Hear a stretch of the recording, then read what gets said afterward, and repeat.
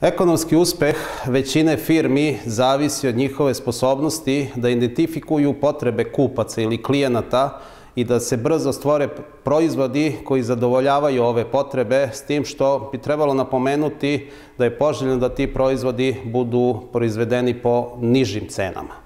Postizanje ovih ciljeva nije samo marketinški problem, niti je problem dizajna, niti problem proizvodnje.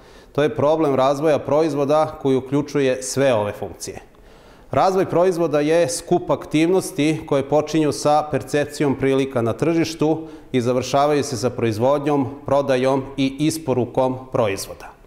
Naši studenti inženjerskog menadžmenta na 3. godini slušaju predmet pod nazivom dizajn proizvoda i to im je izborni predmet. U ovom predmetu studenti imaju prilike da se upoznaju sa metodama koje omogućavaju poboljšanje sposobnosti unakrsno-funkcionalnih timova kako bi radili zajedno na razvoju proizvoda. Kroz ovaj predmet studenti se upoznaju sa karakteristikama uspešnih proizvoda, sa razvojem procesa i organizacije, sa planiranjem proizvoda, gde su bitni identifikovanje zahteva, prioriteta, vremenskih rokova, sa specifikacijama proizvoda, sa generisanjem, izborom i testiranjem konceptualnog rešenja i konceptualnog dizajna, sa arhitekturom proizvoda, sa projektima za proizvodnju, sa osnovnim principima po pitanju prototipova i njihove izrade.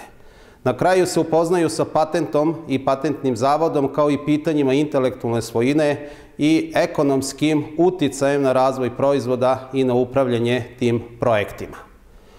Treba opet napomenuti da se nastavlja obuka studenata za projektovanje primenom računara sa konkretnim primjerama unutar softverskog paketa SolidWorks i ta obuka se nadovezuje na obuku koja je obavljena na vežbama iz predmeta osnovi inženjerstva i industrijski inženjering i dizajn.